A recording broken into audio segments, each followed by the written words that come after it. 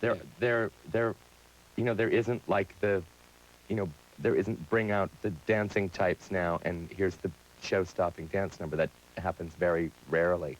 But since it is through composed, because of the work that they were doing together, and there's very little dialogue that's dry, that's not accompanied, that it seemed to me that it should be approached in sort of an operatic fashion because of its one piece. So you've been working together. The symbiosis is good. The chemistry is good. Everybody's happy. We're happy with what we've got. We've Yeah, got but a... there's one other element, one other person who was a key element, who actually preceded Mark in the construction of the team, and his name is Bob Crowley. And I first saw his work when I saw the production of Carousel that played here a few years ago. And Over Lincoln Center. yes, and I really wanted to meet Bob Crowley. And during the time that we were looking for producers and directors, I would say, I would like to meet this set designer Bob Crowley, and they'd say, no, a director picks the set designer. You're doing it, yeah, you're doing it backwards. From the beginning, all we ever heard was, no, you're doing this backwards. You're doing it backwards. You don't understand Broadway, Paul. But I wanted to meet him, and finally we said, you know what, I think we're probably with the wrong producers, because we have to do it just the way we feel like doing it. We don't know how to do it otherwise. But I didn't know how to find him. So I was playing the songs from the show, at this point, this was like 2 years ago, over 2 years ago. I was playing for Sting, who's my neighbor. And I was explaining that I was looking for this guy, Bob Crowley, who I didn't know, and had no idea how to find. And he said, oh, I know Bob Crowley used to do costumes for the police. So Sting called up Bob, and then we spoke like within a day, and I said, I'm going to go down to St. Lucia in a few days to begin work with Derek. Would you like to come to St. Lucia, and we'll play what we have and see if you like it? And he did, and he listened to one number, and he said, better stop. I have to start to take notes. And then he was in. That's a good sign. Yeah, and he was in. And so, in a way, he's sort of the missing person here, because his thinking is, completely integrated with our thinking on this. His conception of, his visual conception. What's the story through song and dance and narrative you're telling? What is this about? What brings me to the theater? Well, of course you start with the idea that you'll enjoy yourself musically, that it's a rich mixture of styles and of periods. It goes from the late 1940s in Puerto Rico through up to like 1980. So it's covering four decades of music, and it's covering up a wide geographic arc. So the music is varied. The talents of the people who are combined also should be something that would indicate that you'll probably be entertained that night. As far as the story, on a documentary level, is a true story. So Crime, punishment, redemption. So, well, crime and punishment is that's a fact. The question of redemption became, and this took us a few years before we finally said, so really what we're saying about this is Salvador Agron, who as an adolescent did something terrible, became from a semi-literate wild boy, became a writer, politicized, a person who was able to go back into society and function and not be a threat to society. the, the question of redemption is not about whether Salvador Agron was rehabilitated as a citizen. The question is, I think, well, what about remorse? And is remorse enough to earn redemption?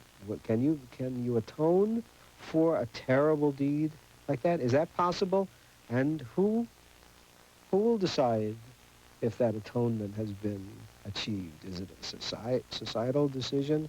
Yes, we think Salvador Agron has atoned. Probably not. This is not a very forgiving society that we live in now. I'm not saying this judgmentally. I'm saying it that's my observation. As a fact, we're a very religious country, but we're not a very forgiving country, even though all of our religions tell us to be that. So, how can you achieve or attain redemption? Is it a possibility? The balance we try to get is, I don't believe, still don't believe in a certain kind of formula in which, wild kid goes to thing, becomes a writer. I find that I don't care what he becomes, whether he becomes a Tolstoy or what, that's not the point. One of the points in this is that what he wrote, I'm not saying that what he wrote was so great. His poetry was very banal, very confessional and simple, but there was that, here's a heavy irony. If he hadn't gone to jail, he wouldn't have educated himself. He would have ended like some of his friends out in the street, drug addicts, dead, whatever, violently dead, and so on. But in prison, he learned to teach himself to write mainly through just reading a lot, and also because of the habit of writing, because of the style. There's a song in there in which we take it directly from his writing, some of his notes, and the lines are, El Malecon, where all the big boats used to come. I called myself the captain and dreamed of the day that I'd begun. That's straight Hemingway. You could take that from a passage of Hemingway. Now, I don't go, oh my God, this could have been Hemingway. No, I'm just saying that he took himself that distance in terms of his diary. I'd like to make 2 points and to connect with Paul, or to continue. One of the questions in the play is predestination, because they go to somebody, a sort of soothsayer, a Santero, who says, your son will be a murderer. So there's a question of predestination. Are our actions predestined? And therefore, if what we do, no matter what it is that we do, was that predestined? That's a question. Okay, even if it is predestined, can it be forgiven? And finally, in that aspect of the play, the moral aspect of the play, the question is, do we forgive? And I don't think that human beings ultimately are capable of complete forgiveness. I don't think, given we can say to ourselves, if somebody did this to me, I could forgive him. I'm a Christian. I believe in this, or I'm whatever, whatever my religion is. But ultimately, given a certain context of, say, something very, very violent happening to you, and superficially you may forgive that person, I don't think we're capable of that, and that the only person capable of it ultimately really is God who forgives. But we don't get to that point. Was this a different kind of experience for you than anything you'd ever done?